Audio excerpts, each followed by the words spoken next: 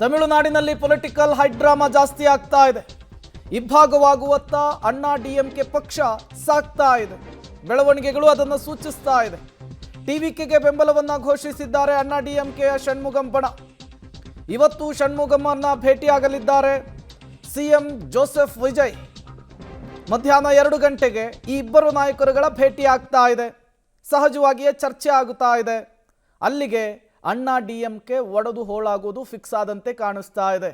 MGR ಕಟ್ಟಿದಂತಹ ಪಕ್ಷ ಇದು. ಕರುಣಾನಿಧಿ ಅವರ ಜೊತೆಗೆ ಕಲಹವನ್ನು ಮಾಡಿಕೊಂಡು ಡಿಎಂಕೆಗೆ ಪರ್ಯಾಯವಾಗಿ ಅಣ್ಣಾ ಡಿಎಂಕೆ ಪಕ್ಷವನ್ನು ಕಟ್ಟಿದ್ರು.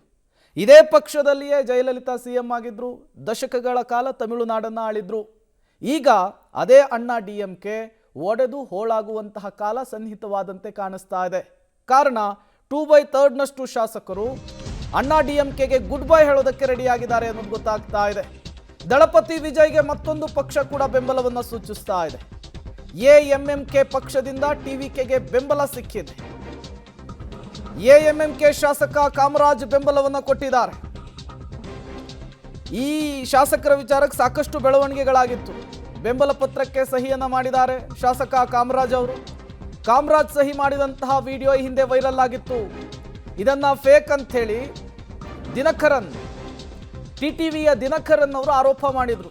ರಾಜ್ಯಪಾಲರನ್ನ ಭೇಟಿ ಮಾಡಿ ಕಂಪ್ಲೇಂಟ್ ಕೂಡ ಕೊಟ್ಟಿದ್ರು. ಅದಾದಮೇಲೆ ರಾಜ್ಯಪಾಲರು ಹೋಗಿ ಕಂಪ್ಲೇಂಟ್ ಪೊಲೀಸ್ ಸ್ಟೇಷನ್ನಲ್ಲೂ ಕೊಡಿ ಅಂತ ಹೇಳಿದ್ರು. ಸಾಕಷ್ಟು ಹೈಡ್ರಾಮಾಗಳಿಗೆ ಈ ಶಾಸಕರು ಕಾರಣವಾಗಿದ್ರು. ಈಗ ಅಧಿಕೃತವಾಗಿ ಇವರು ಕೂಡ ವಿಜಯ್ ಮೈತ್ರಿಕೂಟವನ್ನು ಸೇರ್ತಾ ಇರುವಂಥದ್ದು. ಅಲ್ಲಿಗೆ ವಿಜಯ್ ಮುಂದಿದ್ದಂತಹ ಸಾಲು ಸಾಲು ಅಡೆತಡೆಗಳನ್ನು, ಸವಾಲುಗಳನ್ನು ಮೆಟ್ಟಿ ನಿಂತು ನಾಳೆ ವಿಶ್ವಾಸ ಮತವನ್ನು ಗೆಲ್ಲುವ ಎಲ್ಲ ಲಕ್ಷಣಗಳು ಕೂಡ ಗೋಚರವಾಗ್ತಾ ಇದೆ. ಡೀಟೇಲ್ಸ್ ಅನ್ನು ಕೊಡೋದಕ್ಕೆ ಶಬೀರ್ ನೇರ ಸಂಪರ್ಕದಲ್ಲಿ ಜಾಯಿನ್ ಆಗಿದ್ದಾರೆ. ಶಬೀರ್, ಅಣ್ಣಾ ಡಿಎಂಕೆ ಪಕ್ಷದ ಸಿಂಬಲ್ 2 ಎಲೆ, ಈಗ ಒಂದೊಂದು ಎಲೆ ಒಂದೊಂದು ದಿಕ್ಕಾಗುವಂತಹ ಮುನ್ಸೂಚನೆಗಳು, ಬೆಳವಣಿಗೆಗಳು ತಮಿಳುನಾಡಿನ ರಾಜಕಾರಣದಲ್ಲಿ ಆಗ್ತಾ ಇದೆ. ವಿಶ್ವಾಸಮತ ಯಾಚನೆಗೂ ಮೊದಲು ಷಣ್ಮುಗಂ ಮತ್ತು ವಿಜಯ್ ಅವರ ಈ ಭೇಟಿ ಕುತೂಹಲ ಕಾರಣವಾಗ್ತಾ ಇದೆ. ತಮಿಳುನಾಡಿನ ರಾಜಕಾರಣದ ವಿಚಾರದಲ್ಲಿ ಈ ಭೇಟಿ ಎಷ್ಟು ಇಂಪಾರ್ಟೆಂಟ್ ಆಗುತ್ತೆ ಅಂತ ಹೇಳಿ ಶಬೀರ್?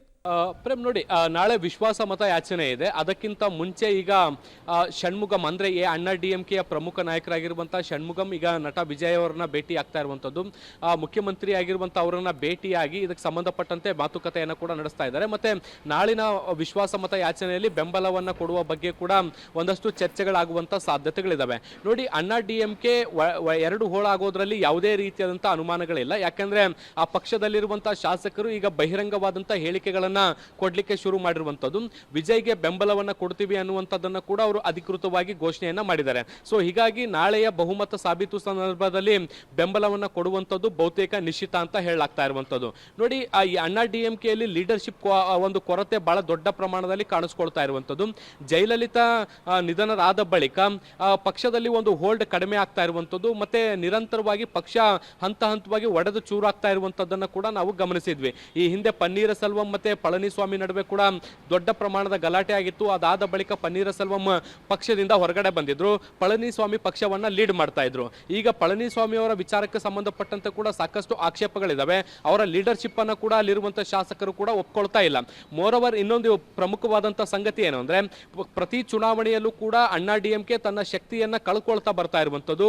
ಬಿಜೆಪಿಯ ಜೊತೆಗೆ ಮೈತ್ರಿಯಿಂದ ಕೂಡ ಈಗ ತಮಿಳುನಾಡಿನಲ್ಲಿ ದೊಡ್ಡ ಪ್ರಮಾಣದ ಯಶಸ್ಸು ಸಿಗಲಿಲ್ಲ ಅನ್ನುವಂಥದ್ದು ಕೂಡ ಈಗ ಶಾಸಕರಿಗೆ ನಿಧಾನವಾಗಿ ಮನವರಿಕೆ ಆಗ್ತಾ ಇರುವಂತದ್ದು. ಸೊ ಭವಿಷ್ಯದ ರಾಜಕಾರಣವನ್ನ ದೃಷ್ಟಿಯಲ್ಲಿಟ್ಟುಕೊಂಡು ಈಗ ಟಿವಿಕೆಗೆ ಬೆಂಬಲವನ್ನ ಕೊಡುವಂತ ಕೆಲಸವನ್ನ ಮಾಡ್ತಿದ್ದಾರೆ.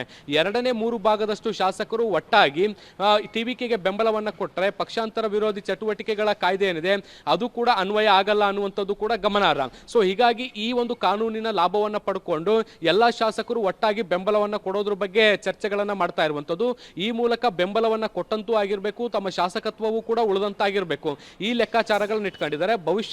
ಭವಿಷ್ಯದಲ್ಲಿ ಟಿವಿಕೆ ಜೊತೆಗೆ ಮುಂದುವರಿಯುವಂತಹ ಲಕ್ಷಣಗಳು ಕೂಡ ಕಾಣಿಸ್ತಾ ಇದಾವೆ. ಸೊ ಅಲ್ಲಿಗೆ ಅಣ್ಣಾ ಡಿಎಂಕೆಯ ಒಂದು ರಾಜಕೀಯ ಪ್ರಯಾಣ ಏನಿತ್ತು ಅದು ಇಲ್ಲಿಗೆ ನಿಧಾನವಾಗಿ ಅಂತ್ಯದತ್ತ ಸಾಗ್ತಾ ಇದೆಯಾ ಅನ್ನುವಂತ ಪ್ರಶ್ನೆಗಳು ಕೂಡ ಈಗ ಹುಟ್ಟು ಹಾಕ್ತಾ ಇರುವಂತದ್ದು. ಪ್ರೇಮ್, ಓಕೆ ಶಬೀರ್, ಹಾಗೆ ಸಂಪರ್ಕದಲ್ಲಿರಿ, ಮತ್ತಷ್ಟು ಡೀಟೇಲ್ಸ್ ನಿಮ್ಮಿಂದ ಪಡಿತಾ ಹೋಗ್ತೀನಿ. ಈ ರೀತಿಯ ಬೆಳವಣಿಗೆಗಳು ತಮಿಳುನಾಡಿನಲ್ಲಿ ಇದೇ ಮೊದಲೇನಲ್ಲ.